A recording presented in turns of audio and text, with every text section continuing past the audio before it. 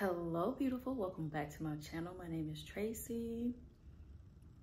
Today I just want to talk about books. I want to show you my ridiculously large library haul, and I want to talk about one book that I remember reading recently. I've been reading here and there. I haven't been reading nearly as much as I want to, but I've been reading for my class I'm taking at work.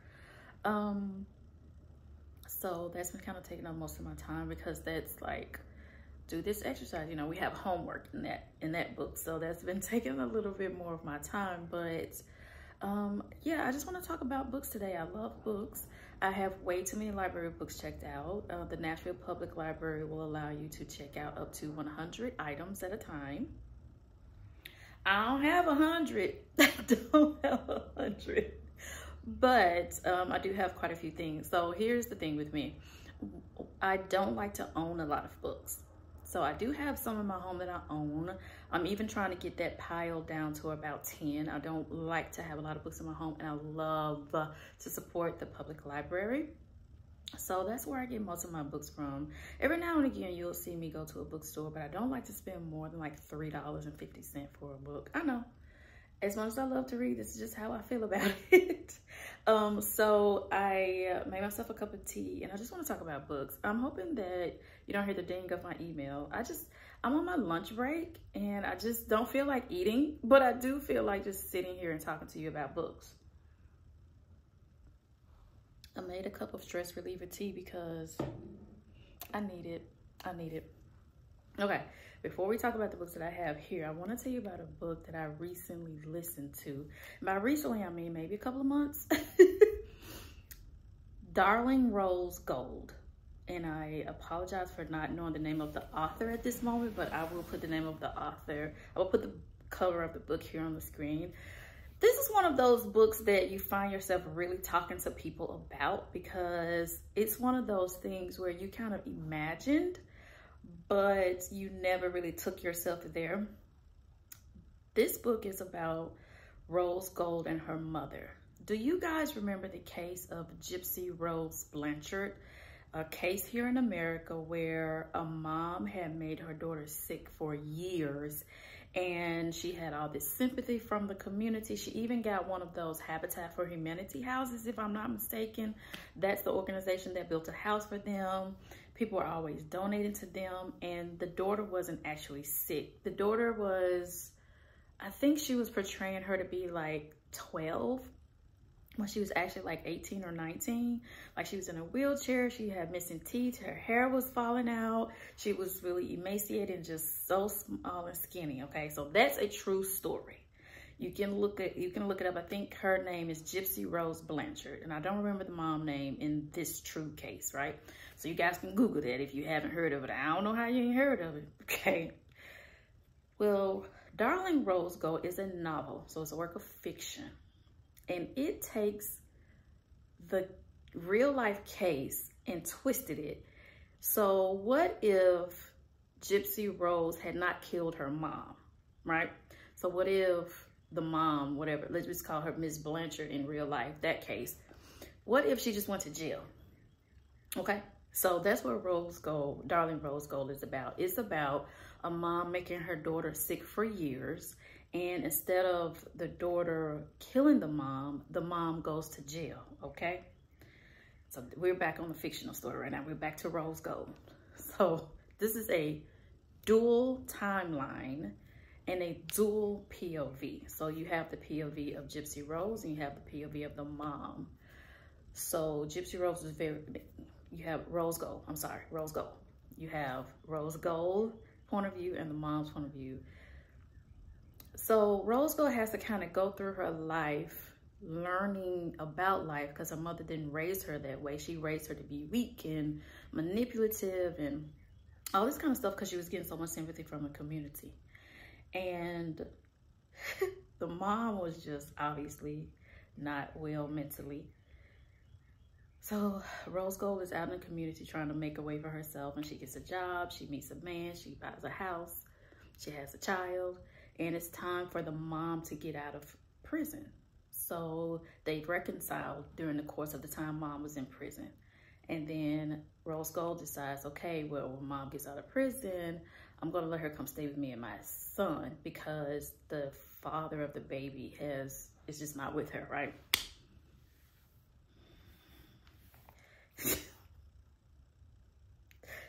Y'all, this book was so good. This book was so good. I don't remember what I gave it on Goodreads. I haven't even opened my Goodreads in several weeks, so follow me up there at your own risk. This book's so good. This book has so many twists, and I really hate that I can't remember the author's name right now because props to you. This book was so good. I haven't really been on Instagram recently, and I don't have TikTok. I refuse to download that. I refuse to download TikTok. So I don't know if this book is getting the attention that it needs, but when I am looking at book reviews here on YouTube, I'm not hearing anyone talk about this book, but it could be triggering to some people. So please read it at your own risk because there is child abuse involved. There absolutely is. This book was so good. Woo! This book was so good. I feel like I've read a few other books, but I don't remember them. I don't. This particular book, I just can't get out of my head. And I wanted to do this video really about my library haul and not about the books that I have read. But I just have to tell y'all about that because I have literally been telling everybody I know about that book IRL. So I have to tell y'all too. I just had to tell y'all about it.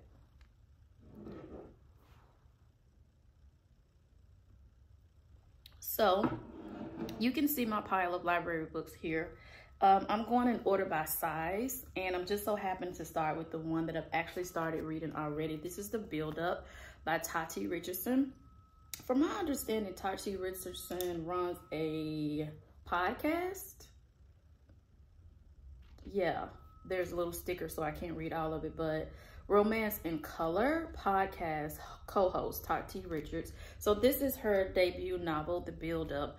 This is about Ari and Parker. I'm only about that far into the book. This is about Ari and Parker.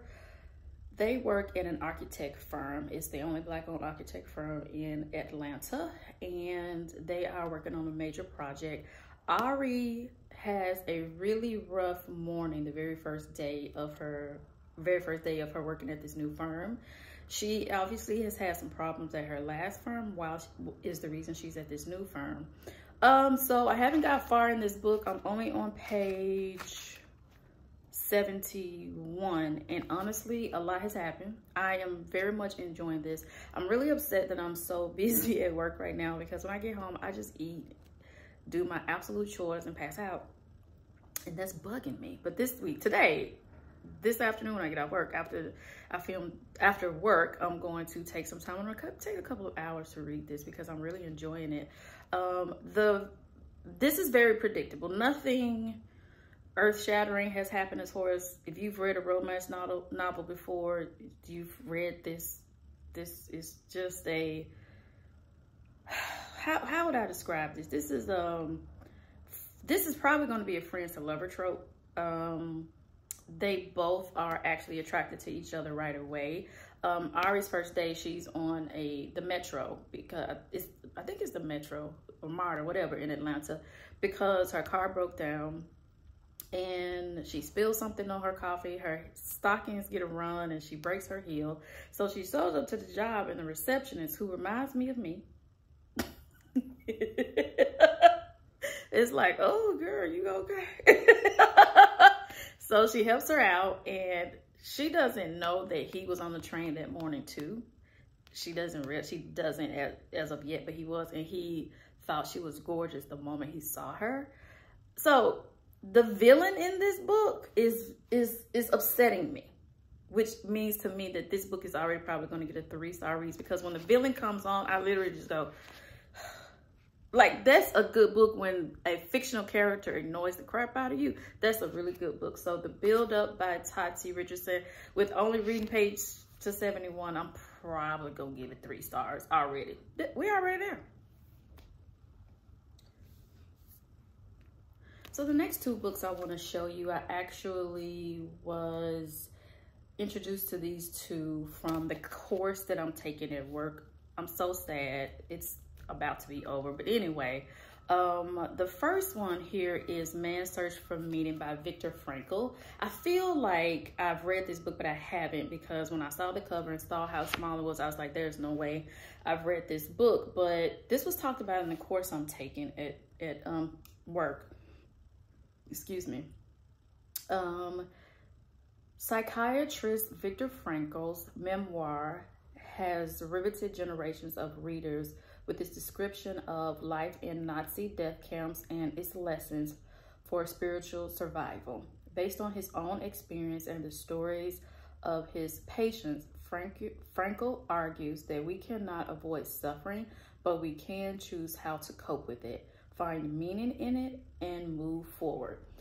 So the course I'm taking is called Design Your Life and Career. It's based on the book Design Your Life, and it is a course that's taught at Stanford. So I feel really honored to be able to take it here at the university I work at in Nashville. And so when we're talking about designing our lives and how our life work can have meaning, this book came up with one of my classmates, and she suggested that the group picks it up and read it. And I thought, sure, I absolutely am. I've heard about that book for many years. I've heard about this for many, many, many years.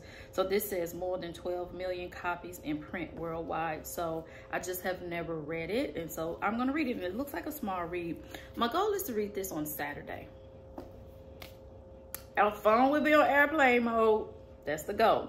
And so another book that came up when we were in class the other day was Parker J. Palmer is the author, and the book is Let Your Life Speak, Listening for the Voice of Vocation. So this is another book that came up when we were in class the other day, which is also another small read.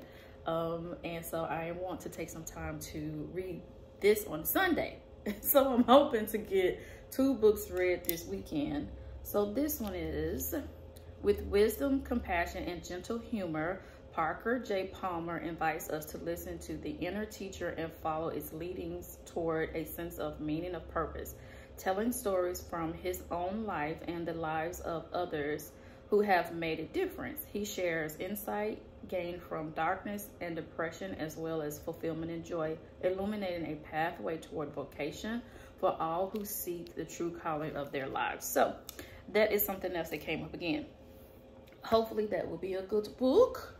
So now, oh, y'all, I hadn't started this, but y'all, I really can't wait to read this. This is The Girlfriend by K.L. Slaughter. Let me tell you what the front of the book says. It says, my husband's dead, okay? She's at my door, okay? She owns my home. Y'all, I saw this on the front cover. I said, wait, not drama. I need to read this. So the back says, the doorbell rings just a few days after my beloved husband's sudden death. I don't recognize the woman on our doorstep with her buttery blonde highlights, a diamond bracelet identical to my own, and a bouncing baby boy in her arms. As I show her inside, I notice her eyes grow wide as she takes in our spacious hallway and the big squishy sofas that we all use to pile on. She glances at the silver frame family photo and my little daughter hiding behind my skirts. She looks at me, her blue eyes serious. I'm sorry, she says. I know this will be hard to hear, but I'm your husband's girlfriend and this is his son. Y'all know I had to pick this up. Y'all know I had to pick this up. I read that. I was like, okay.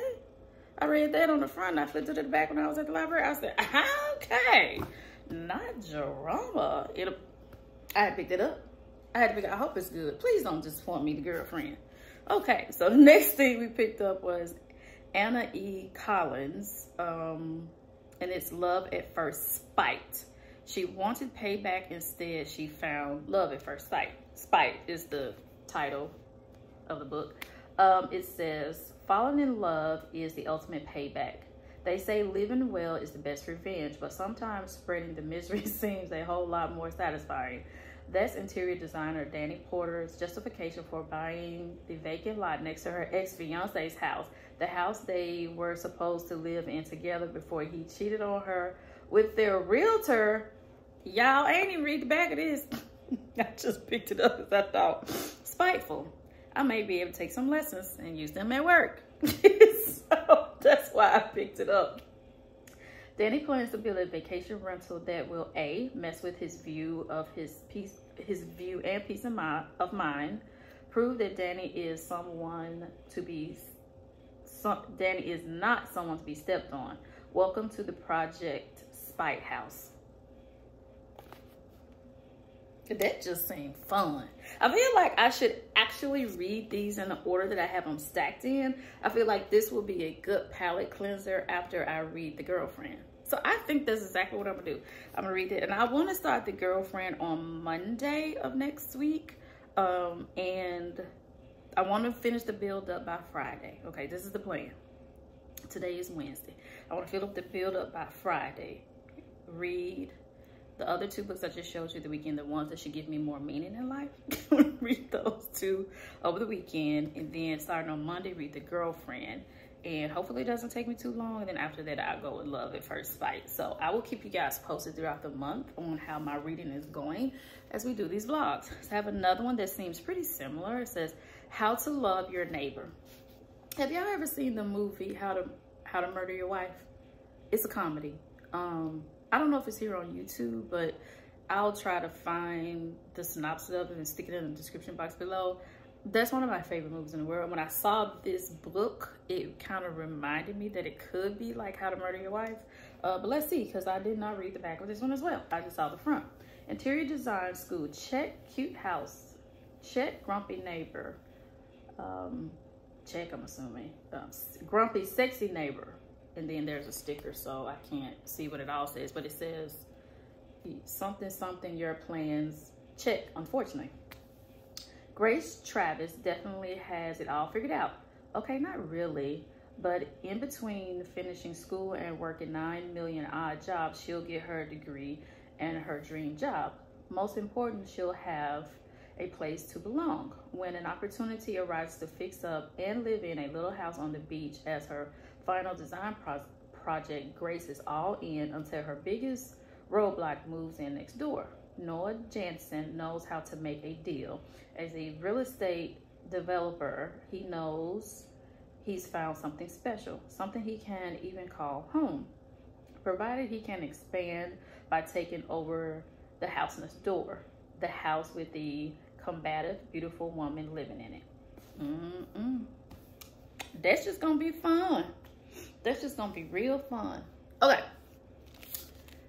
Finally, Donavan Jumps the Gun by Ellen Casamano. Now, this one has been all over the webs because this series is so fun. This will put you in the mind. If you like the Stephanie Plum series by Janet Ivanovich, this will put you in the mind of that. I think the Stephanie Plum series probably has like 32 books in it. This is the third installment of Finally Donavan. The other two I have spoken about on my channel before. I really, really love this series. Let me read the back of it to you. Let me read the inside of it to you. Okay. Dating, diapers, and dodging bullets. Who said single moms can't have fun? Finally Donavan has been in messes before. After all, she's an author and a single mom who's a pro at getting out blood stains for rather unexpected reasons, but none quite like this. She and her nanny partner in crime, Vero, accidentally destroy a luxury car that they borrowed, quotes, in the process of saving Finley's ex-husband. The Russian mob handled her debt, but that means Finley now owes them. Okay, the mob is back. This is really interesting. So, in the very first book, there's a picture of it here. Finally Donavan is Killing It is the first book. So this pink one is the first book. And then the blue one is the second book. And this is the third one. So in the first book, Finley is sitting at a restaurant with her agent. And she's telling the agent about the plot of her next book because she's behind in having her next book written. And so someone overhears her talking about the book and thinks that she's a hit woman. And so they hire her. And so she keeps getting into deeper and deeper and more stuff. And she is not a hit woman at all. but it's getting deeper and deeper. So that's why this series is so fun, because everything is just accidental, and it's just really, really fun. Okay, so this next book I've had for quite some time, and I really need to finish this book. The thing about this book is that I'm kind of studying it while I'm reading it, and this is The Women of the Bible Speak. This is by Shannon Bram. The Wisdom of 16 Women and Their Lessons for Today. It's really interesting because I've been listening to T.D. Jakes on Sunday mornings, and he was talking about Sarah and Hagar in one of his sermons. And then the next day I picked up the book, and the first chapters of this book is about Sarah and Hagar. I loved the sermon that he preached about that, and so I was even more fascinated by this. This book has a lot of scriptures in it, and so I really want to read the scriptures while I'm reading the book, and so it's taken me a little while to get it read, but fortunately no one else needs it at the library, so I'm just gonna keep it till I finish it. There are no late fees at the library. Okay. The women of the Bible lived timeless stories by Okay, slow down, Tracy. The women of the Bible live timeless stories. By examining them, we can understand what it means to be a woman of faith. People unfamiliar with scripture often assume that women play a small secondary role in the Bible, but in fact, they were central figures in numerous biblical tales. It was Queen Esther's bravery as a vital point in history that saved her entire people. God's word contains warriors like Jael, judges like Ruth, and prophets like Miriam.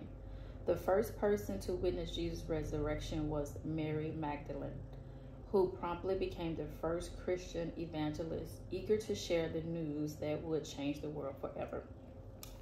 So that's what this is about, and I actually am finding a little bit of joy in it. I think it's really fun. Okay, so earlier I was talking about Janet Ivanovich and the Stephanie Plum series, and it looks like she has come out with a new series. This is with the character in the latest Stephanie Plum series, Stephanie Plum book, and this is Gabriella. So this book is the recovery agent. Oh, that's pretty. I didn't even open it. I'll be at the library just snatching books. Okay, it says, lost something? Gabriella Rose knows how to get it back. As a recovery agent, she's hired by individuals and companies seeking lost treasures, stolen heirlooms, and missing assets of any kind. She's reliable under pressure. She's reliable, cool under pressure, and well-trained in weapons of all types. But Gabriella's latest job isn't for some bamboozled billionaire. It's for her own family, whose home is going to be wiped off the map if they can't come up with a lot of money fast. Okay. That doesn't sound interesting at all, but let's get into it, because Janet Ivanovich is excellent at creating a cast of unlikely characters. So I'm finding it probably very interesting.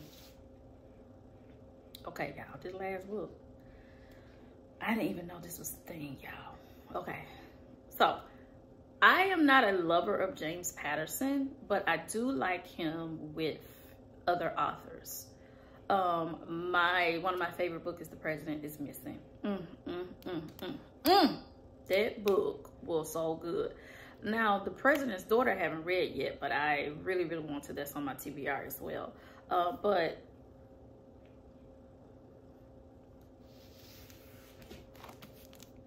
Dolly Parton and James Patterson. I got to read this. I have always, since I was a little girl, loved Dolly Parton. I've always loved her. Look at her. It's funny because I haven't seen her here in Nashville yet. I know she does go around doing different things, and she, I used to work at a hospital here in Nashville, and literally one day I went over to the children's hospital to get lunch, and she had been gone. She had left 5 minutes before I got there. I was like, it took me 5 minutes to walk over here. I could have said, hey. Like, I've always thought that she was just such a really cool, dope chick. Women who are exactly who they are, those are my favorite women. Just be exactly who you want to be. Okay. A thriller from America's most beloved superstar and its greatest storyteller. A young songwriter on the rise and on the run is determined to do whatever it takes to survive. Every song tells a story. She's a star on the rise, singing about the hard life behind her. She's also on the run.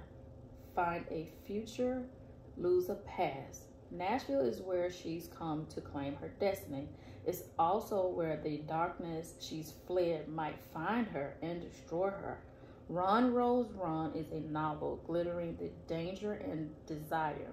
A story that only America's #1 beloved entertainer and #1 best-selling author could have created. I gotta read this. I gotta read this. This look like it's gonna be so good. Okay, my lunch break is almost over and I've bored you to tears, but I have fun. I have fun. Let me know if you're interested in seeing a reading vlog on any of these books. Let me know if you are reading anything right now and what you're reading and how it feels for you. If you want anyone to follow you on Goodreads, you can leave your Goodreads in the comment section too. I'll try to remember to put mine in the description box below, but you guys know how I'm about social media. Anyway, thank you guys so much for hanging out with me. I'm gonna go make a sandwich and go back to work. I appreciate you so much, and I will see you in the next video. Bye, beautiful.